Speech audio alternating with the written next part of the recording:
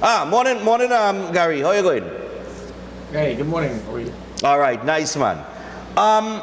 Okay, the first place I want to start, right? The first place I want to start, and it's because I remember when you were Commissioner of Police, which wasn't too long ago. It was like 2018. I mean, I can't. Well, as a matter of fact, no, it was 2018 is when they put you in office, and then 2021 is when they took you out, right? Good. But I remember in that period of time, you bought a fleet of vehicles. So I see $80 million now being allocated towards new vehicles to the police service. And I mentioned it on Tuesday. I said, but we always end up with all these police vehicles parked up in these lots where some of them have minor issues and they just parked up there and it's taxpayers' money gone to waste. What is your take on that? Well, sure. Well, good morning. So the budget presentation had 8 specific policies as it pertained to assisting in national security. 8. Right. Every single one of the 8 were things that would have been done under the People's Partnership that they pulled the plug in and they have now tried to reboot it, or myself as Commissioner of Police. So what you mentioned was one of the 8. That's the $80 million for vehicles. And again, it shows the contrast with this government. Keith Rowley, I recall when he was when we were opening the Carnage police station, he said there was a request for the police for SUVs, and he said in his usual obnoxious manner, I don't know why they want SUVs for, why they can't use a sedan.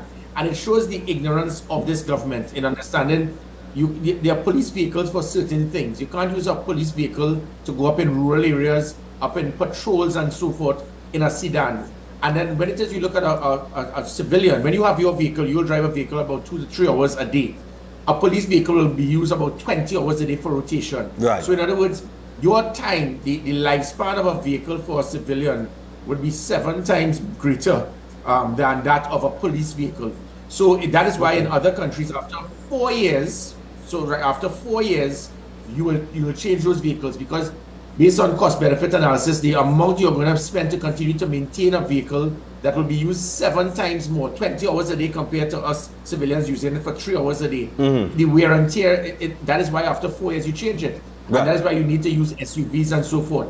The government never understood this. So that's why when I was Minister of National Security under the People's Partnership government, we were pumping over 400 vehicles annually, because there are 1,700 vehicles in the police service. So you have 400 vehicles annually, and then on the 4th year, those vehicles now you move and you save tens of millions of dollars. When I became commissioner, if you recall, St. James Barracks, it was a graveyard. Yeah. 500 derelict vehicles. Yeah. I removed that, put in an AstroTurf to help in the community to develop sport. Hockey is a sport that has not been played outdoor for 3 years. And we have the only AstroTurf in the Southern Caribbean, not being used because of pettiness and small mind by those in authority. So that is the difference. So again, the $80 million being pumped out could purchase probably about 300 vehicles, which is a good sign. But again, there's something called preventative maintenance. It is the same thing that's going to happen. That is why at this time, we're back to the same situation, not enough vehicles, no vehicles even in stations. Under my watch, we had the Community Comfort Patrol, the Emergency Response Patrol, and we had preventative maintenance to ensure that the vehicles were up and running. That is why everywhere we turn, you'd have been seeing a police vehicle, you're seeing lights, you're hearing sirens. People complained about it because of the high visibility. They were seeing too many police vehicles. Right. Now, when else have you seen a police officer anywhere actually directing traffic or anything? It's gone because there are no vehicles for the police. So the 80 million could do so much. What is more important is preventative maintenance. Okay. As it pertains to the other things, he spoke about the recruit intake. And again, this was a total carbon. This was a copy of what happened when I was Minister of National Security. We realized that you're only getting batches of 100 every 6 months odd. So you're getting about 200 odd police officers you can bring in as recruits. But you lose 200 annually through retirement and so forth. So you're never getting up to the established strength. So as Minister of National Security back in 2014, we took it out of the police academy and started putting batches of 300 at the Chaguaramas Convention Center. And we did 2 batches like that, and it was the closest we had to our established strength. Again, the PNM, based on bad mind and pettiness, in 2015, for 8 years they stopped doing it and they went back to the police barracks. So what Mr. Ibbert has done is completely copy exactly what we did in 2014. The difference, however, is because of those 8 years, that Chaguaramas Convention Center, because as the Commissioner of Police, I wanted to get us close to the established strength, 1,400 short. It is going to cost the taxpayers over $30 million to refurbish that Chaguaramas Convention Center to do what he wants to do because of their failure to do exactly what we were doing since 2014. Okay. So what I had planned to do is there are several buildings in the police academy, in the back by the film center, where people are renting it, and it is state property, and that could be used immediately to increase the batches to 300. For 3 years as the Commissioner of Police, I made the request, they ignored it. So what they're trying to do is just to copy exactly what was there. They spoke about social media, they intend to improve. We established a social media monitoring unit. We had police app, we had the online reporting, we had the SOS. They canceled and stripped down all of those things. And now he has the audacity to speak about this big plan about social media. We had a unit specifically for that. He then spoke about the riverine unit. After over 2 decades, we never had a police marine branch. I reignited it. For 2 years, they did not provide a cent out of bad mind again. They then went and spoke about vetted units and having units vetted. We had the ultimate vetted unit, the Special Operation Response Team that was instrumental in putting an end to kidnapping, putting an end to home invasions. Through that vetted unit, officers were heavily polygraphed and drug tested. All of those things stopped. He then spoke about the US support. We got the support from the NYPD when we signed with them, and they assisted us in establishing the gender-based violence unit and the social media monitoring unit. He then spoke about scanners. As the Commissioner of Police, we acquired 2 mobile scanners to assist, and they refused to use it for 2 years. And then the 8th and final point was the damming vessels. After 8 years, out of bad mind, refused to put the damming vessels, because the damming vessels, Stefan, it cost us $1.2 billion less than what it would have cost the taxpayers for the OPVs, and the damming vessels could have done the same thing as the OPVs. So you know the PNM, they shut down the OPV, they love that road march. Well, then the OPV, by the way, cost $2.4 billion for 3. When I, as the National Security Advisor, I went to Colombia, Israel, and Korea, and the same type OPVs could have been purchased for $400 million each. $1.2 billion less. I asked you all, type BAE, which is where we were purchasing those vessels, / corruption. And you will find 17 countries suing BAE for paying kickback to government officials. This is why the PNM was upset about the OPVs. But we got the damming vessels at a cost of $1.2 billion less. And for 8 years, they refused to use those vessels. And now he has the audacity to say we are going to use the damming vessels.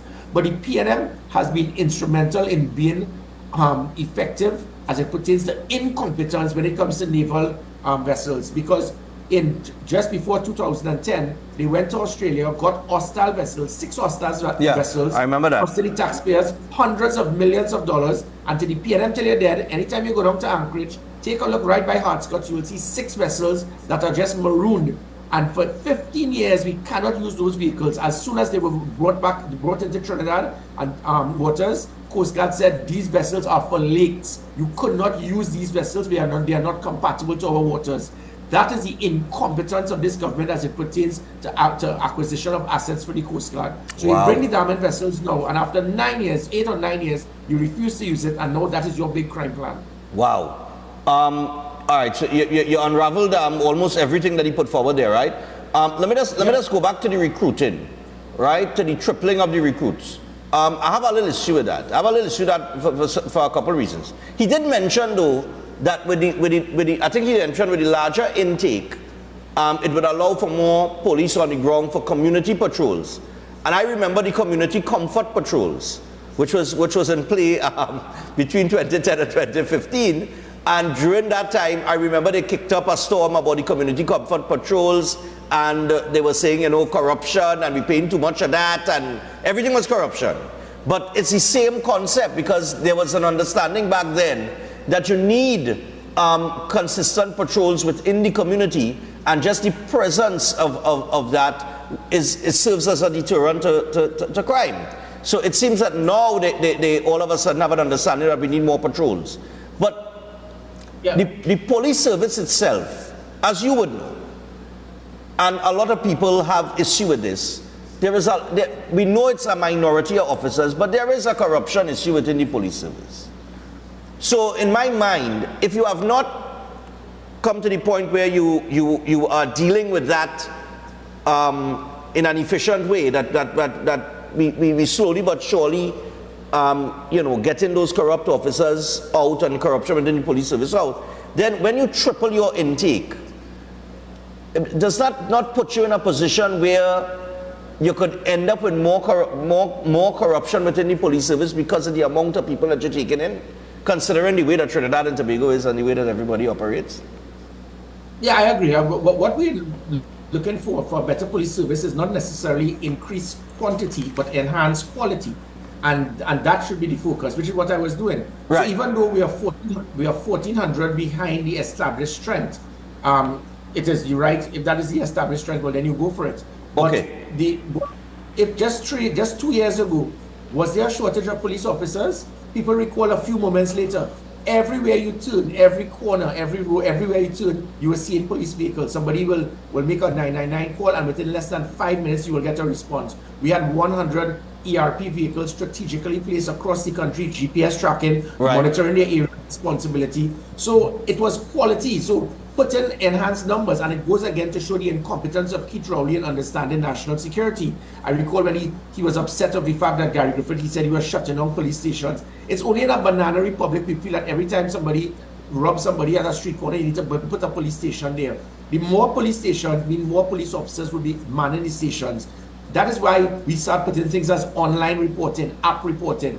You shut down all of those things. So when you have, say, for example, a 13-year-old girl who might be raped, she now has to go back to a police station to report the crime, and there's a good chance that those police officers may very well be linked to the person who committed the act. Because instead of having the online reporting, the app reporting, the gender-based violence unit, the social media reporting, all of these things you shut down, you dismantle because of ignorance. So what we have now is 10 and 12 police officers in stations sitting up all day waiting for you to come to a station to make a report. We've gone back to the 1970s policing.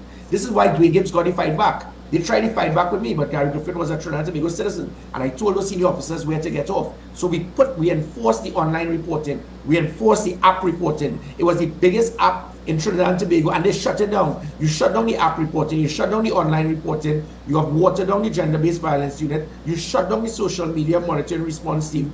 All of those things again, and now instead of police officers out on the streets, out on the beat, walking the ground, being on patrols, being there to direct traffic, they are all back in the stations, sitting down, which adds, by the way, to one of the things when we speak about funds, but a lot of the funds where Mr. Imbert is now putting 95 million increase. He decreased my funds by $300 million, and that was during that time when we needed police officers, but it didn't affect me because what I did was try to find a way to reduce expenditure whilst not affecting productivity, which was one of the things, reducing overtime corruption by $150 million per annum, because we had a couple hundred officers claiming they were working 24 hours a day, 30 days a month, being signed by senior officers. So instead of making $10,000, $12,000 a month, you were making $70,000 a month. By reducing that and other types of expenditure, I was able to utilize those funds to establish the emergency response team, the operation command center, GPS tracking on vehicles, body cameras, tasers, and the E999 unit, putting everything in place to have the country locked down to provide that high visibility, that rapid response, and that major deterrent, and also being able to input technology, which is not in any way touched by this in this budget. The technology played a part to put an end to kidnapping. The few moments later, wasn't Gary Griffith was a magician, we were able to always be ahead of the game with criminals. It was known as predictive policing, anticipating and knowing what they would do before they commit a crime. We were able to stop about 70 murders before it took place, because through online reporting, app reporting, technology, putting an end to kidnapping, dealing with home invasions. As soon as you jump a wall, by the time you jump back over, we're waiting on you. And then as it pertained with the community policing you spoke about, yes, so we had the community comfort patrol, they shut that down. We had the commissioner of police, we had Crossroads, getting 1,000 officers trained to deal with 1,000 at-risk youths to make them a big brother. Right. We had the commissioner's cup, using sport as an avenue to turn young persons away from crime and to focus on sport and to develop communities. All of these things we shut down, yet you have the audacity now to speak about building some aspect of community policing. And it shows that, and as I said, there were 8 different policies, every single one. It was what was established by the People's Partnership Government, whether it was the Community Comfort Patrol, whether it was the Diamond Vessels, whether it was expanding the recruits by going out to the same Chaguaramas Convention Center, and other aspects such as social media monitoring, how we dealt with preventative maintenance to make sure we have high visibility of having my police vehicles, the referee unit, the US support, and the scanners. All that they did was to piggyback and copy every single thing that I established as commissioner, or that the People's Partnership did. And which is good, because even if that you're incompetent, the best thing you do is to look at your competitors to try. But there's a difference in just copying something and trying to understand how to implement it. Right, yeah. Now, there is something here that I want to ask you. But before I get to that, I want to get to two particular questions that I would really love to hear your response to. But before I get to that, as a former Minister of National Security, as a former Commissioner of Police, what would you have liked to see or hear the Minister of Finance, come with Monday and present in the budget as it relates to crime? What were you looking forward to? Definitely technology. Technology was that is where I was pushing heavily, as I said, putting into things like online reporting, app reporting, reigniting the tools that would have been used to put an end to kidnapping. It never happened before. The criminals understood, now, wait a minute, what does this man have that he was able to kick down a door to rescue victims and arrest us? It happened to 8 or 10 different kidnappers, and they realized there's something that they are using. We had systems to look into the dark web. The technology is there. You speak about things about the Goodyear blimp. At least Patrick Manning was thinking out of the box. But there are drones that we have that can have the technology. It can be 3,000 feet above, lock onto a vessel, turn night into day. There are things, there are tools that are there that can be of value. We have the National Operations Center that is supposed to be a coordinated arm for all arms of national security, which is what we use. That played a very big part under the People's Partnership Administration, that it made it the highest reduction in serious crime in 30 years. We don't have that anymore. The use of the Defense Force, we have 5,000 able-bodied individuals who want to come out and support, and they are not being utilized properly or at all. So there are a number of things that are not there. As I said, the things that they have shut down or dismantled from the Emergency Response Patrol, you need an elite tactical unit. The Special Operation Response Team put fear in criminals. It pegged them back. Yeah. It is either out of incompetence or deliberately being sympathetic to criminal elements. You shut that down, you form another unit, and that unit for the last 2 years, where I saw it, was dismantling gangs. It was the biggest hits we were getting in seizure of illegal weapons, illegal drugs, dealing with human trafficking, pegging back criminal elements. You shut that down and you replace it with a new unit, and in the last 2 years, their biggest success has been arresting an old lady on the street for selling school books. And it shows the difference. And that is what we need. We need to have all of the money you speak about. Nothing is more important than leadership and management. Training of the police service. These were the same police officers, Trinidad and Tobago, that 2 years ago, public trust and confidence was 55%. From being the least trusted, it became the most trusted. 2 years later, it may have gone right back down to the least trusted. No fault of the officers, it is the same officers, but we're putting a lot of emphasis in our budget, in customer service training, public relations, making police officers accountable, measuring their performance. That is the type of management and leadership you need, not a regurgitation of exactly what we did in the past, and yet you're not going to know how to implement it. Yeah, because I'm very sure that if I go back and check the last, this is what, it's 8th budget. I think in 8 budgets, we have thrown somewhere between $50 and $60 billion behind crime. I mean, look at where we are. So it's definitely not the amount of money that you throw behind it, but it's the way that you manage the situation.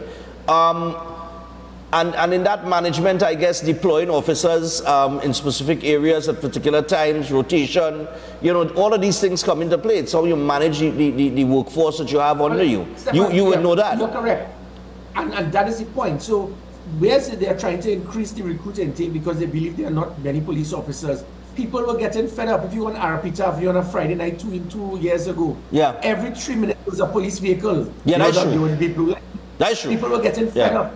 You walking through St. James, police were on the beat, on the ground, patrolling everywhere you turn. Chaguanas, Arima, anywhere in Trinidad and Tobago, we had police officers out on the ground. We had police officers directing. When last have we seen police officers on a Friday with traffic directing traffic to assist? They're nowhere around, and it is not the fault of the officers. Yeah. They were motivated, their morale was high, but there was a deliberate demand through that operational command center. We were looking and see as there's a traffic congestion there. We need officers deployed there now. We need to make sure we have police officers, whether it's in downtown Port of Spain, St. James, in Chaguanas, in Arima, in San Fernando. We had them actually on foot patrols, mobile patrols to the emergency response patrol unit. Yeah. Everywhere you turn. The biggest complaint I got is we need to get rid of Gary Griffith because I'm fed up seeing the blue lights. I'm fed up of hearing sirens. You're not seeing it now. And we measure the performance because anytime you had a police vehicle going, say, 100 kilometers an hour on Rice Road at 4 p.m., we can now look and say, but we didn't send you on a distress call. It means you're using your siren for the wrong reason. For the wrong reasons, yeah.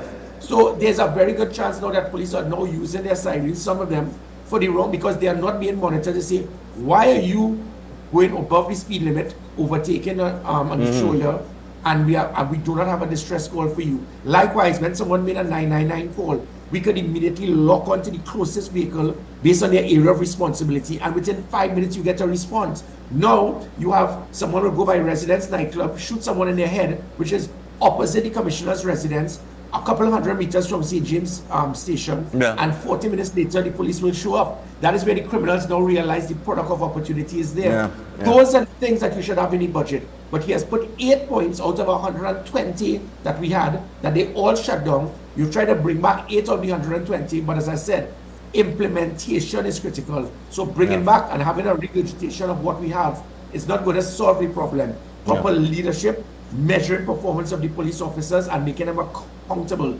That is where the difference will lie. All right. Now just straying from the budget a little bit, we had a home invasion just recently here, where an elderly couple, well known in across Trinidad and Tobago, everybody knows the Food King. 6 men, they came into their house while they slept, and I know that this is a very, very hot topic, and you were going back and forth with the authorities on this as it relates to licensed firearms. And 2 licensed firearms were apparently stolen. The bandits took them along with the FUL during that home invasion. Okay, I believe everything was in the safe. The firearm and thing was in the safe, from according to what I read. So they got everything in the safe, including firearms, and they went with it. Now, how you respond to that in terms of anybody that might raise questions? Because yesterday I was in a conversation with some guys, and they were saying, but by the time you reach a certain age, because I believe the couple is like 78, they're saying that by the time you reach a certain age, you're not supposed to have a firearm. How you respond to that? Well, yeah, okay. So that is totally incorrect. That is the reason why I established the FUL card with a chip, which is one of the 120 things that this incompetent government and certain persons in the hierarchy of the police service, based on taking instructions from politicians, they shut down. Right. The chip with the card would have ensured, the reason being is that persons before me would get a firearm, and after doing probably good due diligence, you check the background check, you get the approval from the spouse, you look at the person's financial record, you look at the certificate of character, so you say, right, he's good to have a firearm. And 20, 30 years later, you do no check on the individual. So people change, their lifestyle will change. Right. And based on, it could be a domestic situation, a financial situation, a mental situation. So the card with the chip was to ensure that every few years, we'll have to do a proper stringent test to make sure that the person is of still sound body and mind that will make him capable and eligible to keep a firearm. Right. So it does not necessarily mean on age, because there could be some persons in their 80s that are very competent based on doing those background checks, and there could be a man in his mid-30s based on a domestic situation, a financial situation, and he should have it revoked. Yeah. And we don't have that. And that is why this is important. So in other words, if you have an individual on, say, 4 occasions, he has been held for DUI,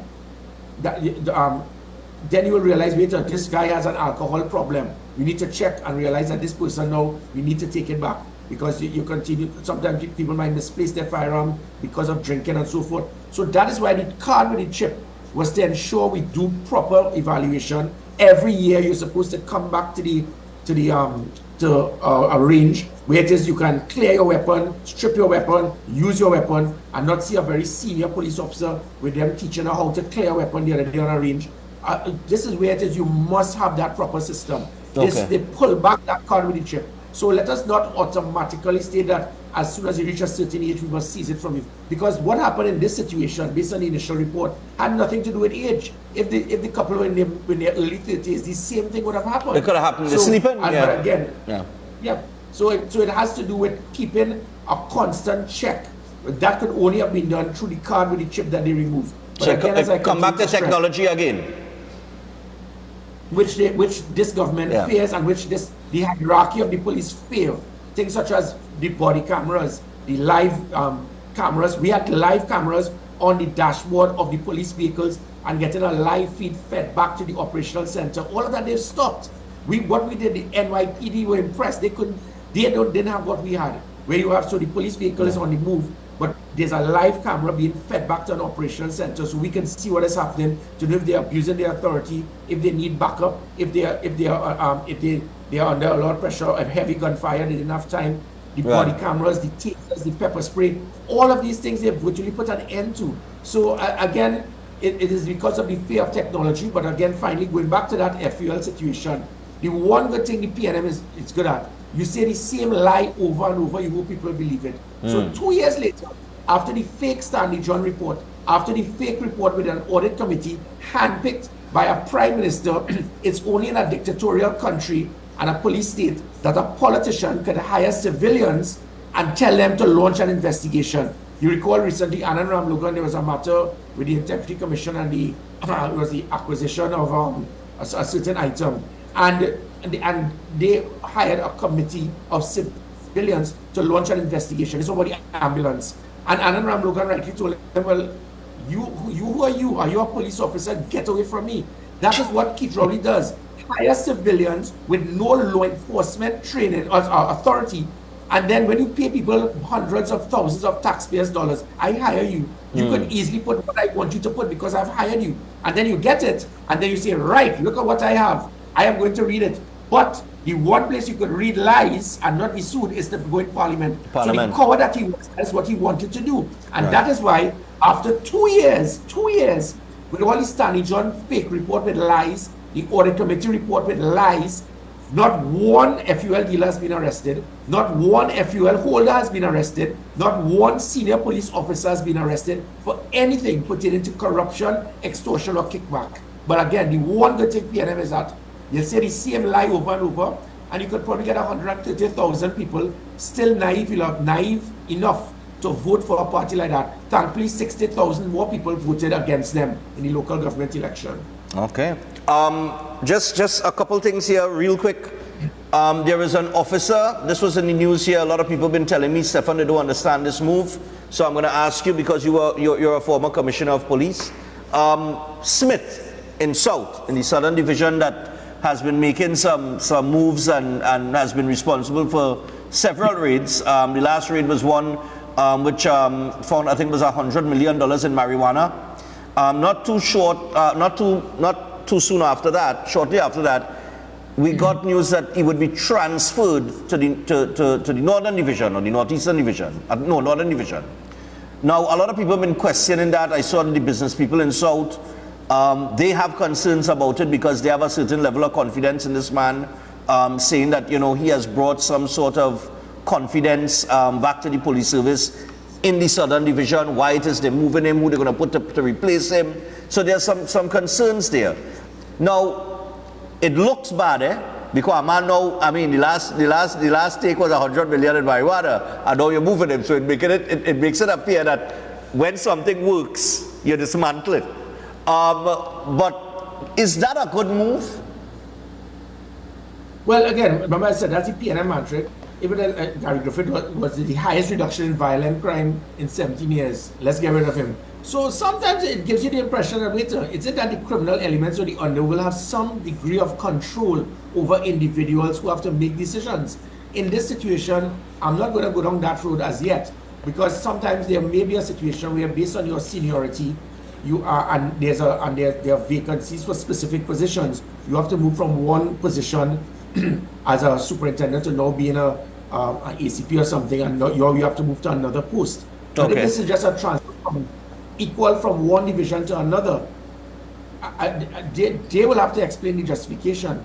I think it is unfortunate, but I think the bigger concern here, Stefan, is that what has happened is that the police service now, they keep putting square pegs in round holes. We have persons who are highly trained in specific units that I put there because of their individuals highly trained dealing with kidnapping, and they move them from kidnapping to go in the K9 unit. You have persons who are highly trained in intelligence, the intelligence unit, and you put them in a division. And you have people highly trained in special branch training, and you put them in a police station.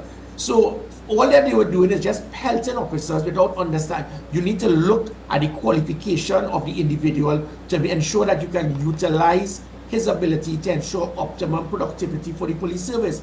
Taking people who are qualified in one unit and then moving them away. And that's what I did with that anti-kidnapping squad. Persons were so highly trained, and they put them in all different units. I brought them back, and so the anti-kidnapping squad was kicking. It was kicking. Same thing with the undercover units. Same thing with the special operation response team. Same thing with social media monitoring. Same thing with persons who would have been trained in investigative capacities or fraud. You take a man who's highly trained in white-collar crime, and then you put him to work somewhere in community policing. And that is where it is we feel. And these are facts. I could call dozens of names of individuals highly trained in specific units, and you transfer them out of just bad mind or just transferring for the sake of it. And because probably sometimes a junior officer has the number of a commissioner and say, this man give me trouble, you know, commissioner. All right, we'll transfer him. Those things have to stop, and this is where it comes to maturity and making sure that you can maximize the effectiveness of each and every police officer. And just finally here, as a former COP, as a man who a lot of people have called in and said, you know, the difference between Gary Griffith and everybody else who came after him, there is no fear factor. When Gary Griffith was there was a certain level of fear. I remember criminals doing videos apologizing. I want to tell Commissioner of Police Gary Griffith, sorry, we didn't mean to do this or we didn't mean to do that. And there was a certain level of fear. And fear does play a factor, because people often mention boroughs, and boroughs would tell you, hey, go down by the station and give up yourself. And if by 4 o'clock you ain't reach there, boroughs coming for you, so you're behind, go and find yourself in the police station. That's the kind of effect he had on the criminal elements, right? How does Gary Griffith, former Commissioner of Police, forget citizen of Trinidad and Tobago, just as a former Commissioner of Police, somebody who was at the helm of the police service, in a leadership position, the leadership position, when you see children being victims of crimes, like this 13-year-old, and the Guanapo massacre, as it's been termed in the paper, you know, having been removed from that position, the manner that you were removed, right? We know the whole drama with the merit list and the making an about turn when it reached the president's office and that kind of thing. But having seen all of that occur, and where we are now, where just a week apart, we have seen children be the victim of murder, gunned down. I mean, how are you feeling right now, witnessing all of that taking place? Well, again, if it is that the things I put in place, there's always be you need to move on in life, in everything. The sad thing is, I put a template, I put a foundation to transform the police service, and it has all been dismantled, and that is why it is we are feeling right now, not because of the officers. And it is unfortunate. It is unfortunate that, again, Nicole Griffith, my wife, she has put on something to ask for persons to say enough is enough. And people are sometimes even fearful even to put that, because they're afraid of repercussion by the administration based on pettiness. You have those same 4 children murdered. And as a Minister of National Security, I would have pulled out all stops. I remember a police officer was shot in Laventille, and I sent the army out in full force for 4 months. And for 123 days, there was one murder in Laventille, and that was a domestic violence situation. Wow. I flooded Laventille, and Laventille, this was a Minister of National Security, and Laventille residents said they never felt so safe. They were coming back out on the streets, children were playing. That is the type of leadership you want. In contrast, Fitzgerald Hines, after 4 children are murdered in Arima, his only comment, well, you know, we should do a case study on this matter. You can't be more ignorant than that. That is your input, a case study. And what is even more sad, Stefan, is that 130,000 persons still voted for that in local government. Granted that 190,000 persons understood. Because of pain until I die, I will still vote for that. That could put my wife, that could be raped, or my daughter that could be kidnapped, or my son that could be killed. You're still going to blindly vote for that. You really don't care about your family, you don't care about your assets. And you're voting for a man who has right now down in Muka 6 Prados protecting him every time he takes a shot. The special branch who are trained and supposed to be out there going after the criminal underworld have to be running around like caddies protecting this man, and he has 130,000 people still naive enough to support something like that. That is what bothers me. Are we so naive that we are so blinded by politics? We don't see right and wrong. We don't see good versus evil. We don't see, forget the politics. Start looking and supporting people that you feel, nobody is perfect. But when you see an individual who has deliberately dismantled assets, shut down things that worked, refused to communicate and work with others because they don't have the same party card, how could you say that that person is a patriot to this country? How could you say that that individual really cares about you? You blindly support persons. That is why they will use you. When I walked in those 31 hardest areas that were PNM safest seats, in the hills of Laventille, in Bagatelle, in Mova, in Calvary and Arima, in Scorpion, in Simeon Road in Caranage, everywhere I went, they've never seen their representatives. They've never seen the political leader of that party. Granted, we were able to cut massive inroads from 2,000 votes PNM would have won by in those seats. They ended up winning by 200 and 300. But it still shows that persons need to wake up and understand it is time to say enough is enough. And sometimes even with this petition by Griffith, it is a start. I don't think we could wait until 15 months when the government changes, 15 or 17 months. It is going to change. The local government election has shown that 190,000 to 130,000, that's a 60,000 difference. And a 30% voter turnout. So 60% voter turnout, you're going to probably get 120,000. So they're going to lose the marginals. But we can't wait, which is why Kamala Prasad-Bissetsa and myself have said, we are willing to help you. The 8 points that they've used in the budget presentation shows they do not have a clue. They do not have one idea of anything in national security. So they went back to rehash what we did, which is a good sign. If you want it implemented, you need to speak to us. So obviously it is hurtful to see where we have reached. Just 2 years ago, in my last year, the murder rate was 342. We have now gone to 604. And you have a commissioner of police when the murder rate was 412 last year, and it was 411 this year. So she says that decrease in the increase in crime. And you have the most senior officers in the police service clapping like trained seals in the toast to the nation. Yeah. Pleased with that. And our prime minister is saying that that is what he sees as the light at the end of the tunnel. Trinidad and Tobago, enough is enough. It is time for positive change.